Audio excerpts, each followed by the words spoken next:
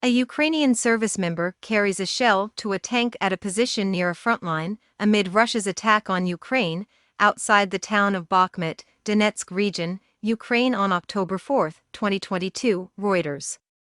President Volodymyr Zelensky said Ukraine's military had made major, rapid advances against Russian forces in the past week, taking back dozens of towns and regions in the south and east that Russia has declared annexed.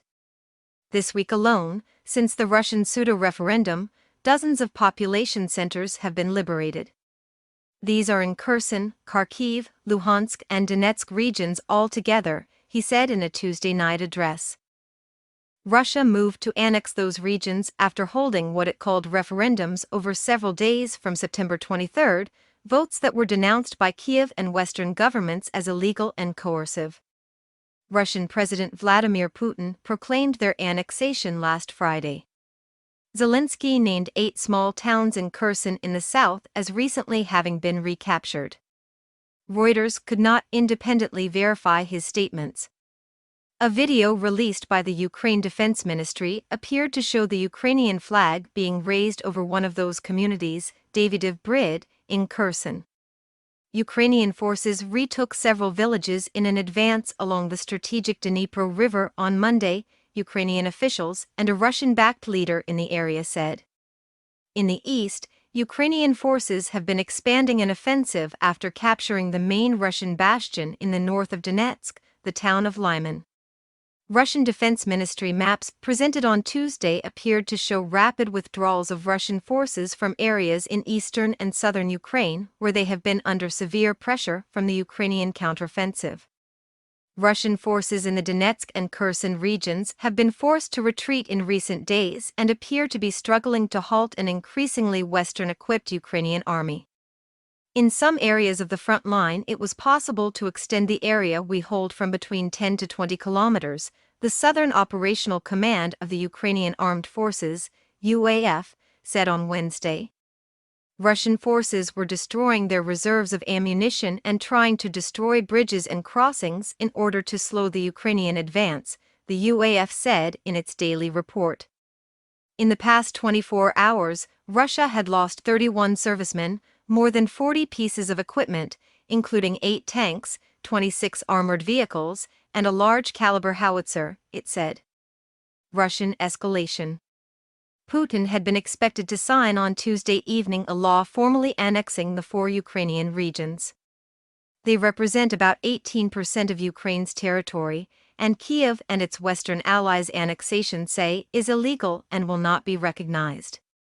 Russia does not fully control any of the 4 regions it claims: Donetsk and Luhansk in eastern Ukraine and Zaporizhzhia and Kherson in the south, and the Kremlin has said it had yet to determine the borders of the annexed territory.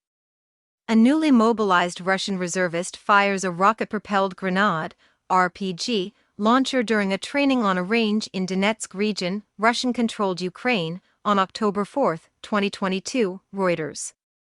Russia has escalated its 7-month war with the annexation drive, a military mobilization and warnings of a possible recourse to nuclear weapons to protect its territory. Moscow hopes a partial mobilization it announced 2 weeks ago can help reverse a series of battlefield setbacks. Defense Minister Sergei Shoigu was cited by the RIA news agency on Tuesday as saying that Russia had so far called up more than 200,000 reservists out of a planned 300,000 men. Many Russian men have fled the country rather than fight in Ukraine, however, and Russian lawyers say they are working flat out to advise men who want to avoid being drafted. Some Russians are making journeys of thousands of miles by car, train and plane to escape.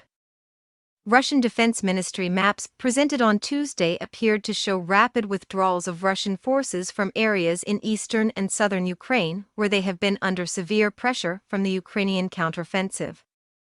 The ministry's daily video briefing made no mention of any pullbacks, but on maps used to show the location of purported Russian strikes, the shaded area designating Russian military control was much smaller than the day before. On the Eastern Front, Denis Pushilin, the Russia-backed leader in Donetsk, said Russian forces were building a serious line of defense around the city of Crimea after being pushed back. UN General Assembly to meet.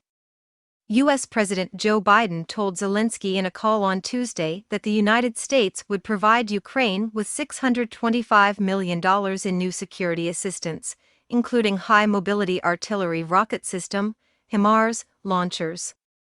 Biden also reiterated that the United States would never recognize Russia's annexation of Ukrainian territory, the White House said. Earlier, the European Union also rejected Moscow's illegal annexation and urged it to unconditionally withdraw its troops. The 193-member UN General Assembly is expected to vote next week on a draft resolution denouncing Russia's action, diplomats said.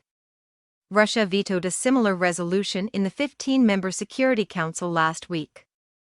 In a decree on Tuesday, Zelensky formally declared any talks with Putin impossible, while leaving the door open to talks with Moscow if it got a new leader. The Kremlin said that what it calls its special military operation in Ukraine would not end if Kyiv ruled out talks, adding that it takes two sides to negotiate.